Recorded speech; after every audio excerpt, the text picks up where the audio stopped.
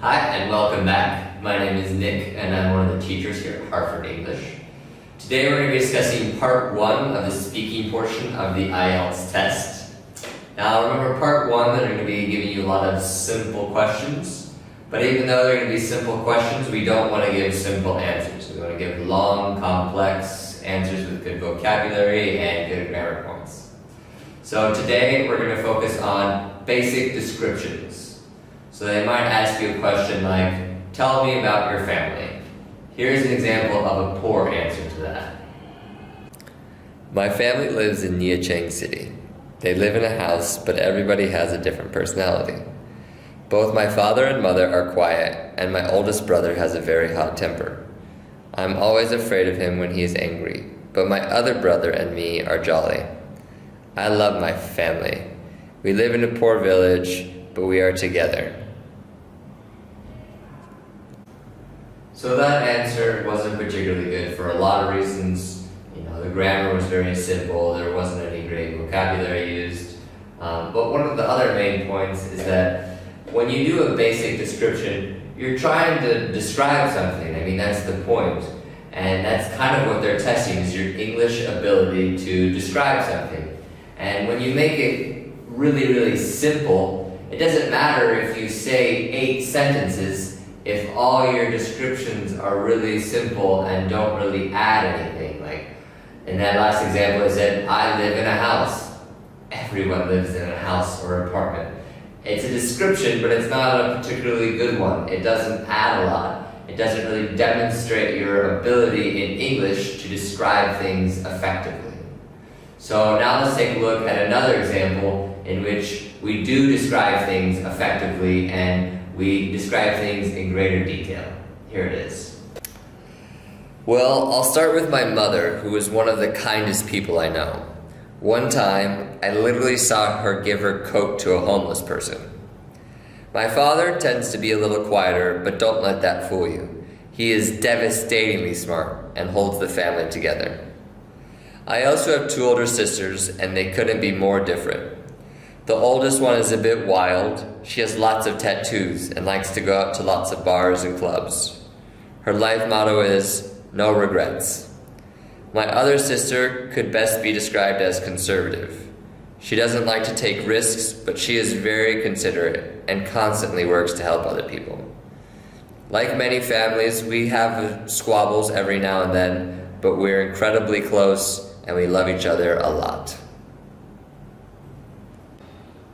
So some good vocabulary I used in that last example were squabble, devastatingly, considerate, and conservative. And if we analyze it, one of the things that my students often do when I ask them to describe their family is they just describe the jobs. They say, my dad is a businessman, my mom is a homemaker, my sister studies marketing. Okay? But oftentimes we're more than our jobs, and it's not necessarily a good descriptor. It's better to use personality traits, and then you can give an example illustrating that personality trait. Like I did when I talked about my mom and said she was one of the kindest people I know, and then I gave a little example that she gave a homeless man her coat one time. Okay? So that's a great way to get grammar points and show that you can effectively describe things. Alright, now let's talk about a structure we can use to answer basic description type questions. So to start with, we're going to want a lead-in phrase.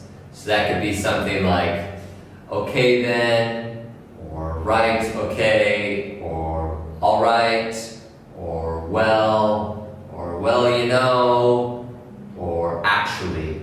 And these help build a sense of fluency and a natural way of speaking. Alright, next you're going to want to give a pointing phrase. And this is to signal that you're going to make your first point. Some common pointing phrases are, the first thing I should mention is, or the point that I'd like to begin with is, or I could start off by saying, or my initial point is that, or I'll start by pointing out that. Next, after describing our first point in a complex sentence, we're going to want to use another second point phrase. Some common phrases we might use are, another point I would like to make is, or as well as that I can say, or on top of that I would add that, or also I suppose I should say that. And then after describing your second point in great detail, you're going to want to use your third point phrase. So common expressions would be, and I shouldn't forget to mention that, or in addition I can add that, or something else that I need to comment on is that, or I guess I could also remark that. Other basic description questions could be, tell me about your house or the flat you live in. Tell me about your city. Describe your hometown. What is your main ambition? Tell me about your job. What makes you happy? And tell me about your family. Now we're going to take an in-depth look using the structure we just learned to answer the question, describe your hometown. Here it is. Okay, well, I'm from a place near the coast called Vung Tau, and the main thing you need to know is that even though it is a small city, it's one of the most popular tourist destinations for people living in Ho Chi Minh City. On top of that, I would also add that it has absolutely gorgeous scenery with spectacular beaches and world-renowned seafood, which means it's a great place for enjoying the outdoors. And I shouldn't forget to mention that it has a really strong local community, and I always know that I'll have support from my friends and family there. Some good vocabulary words I used in that last example were coast, scenery, gorgeous, spectacular, and world-renowned. And one of the main reasons that the answer is a good answer was because I used that structure, and I had a lot of great linking phrases, and it made my speech sound very natural, and it made the answer flow a lot better. Thanks for joining us. If you want more tips, topics, and examples, please feel free to visit our Facebook fan page, Harford English, or our website at www.harfordenglish.edu.vn. Thanks so much, and we'll see you soon.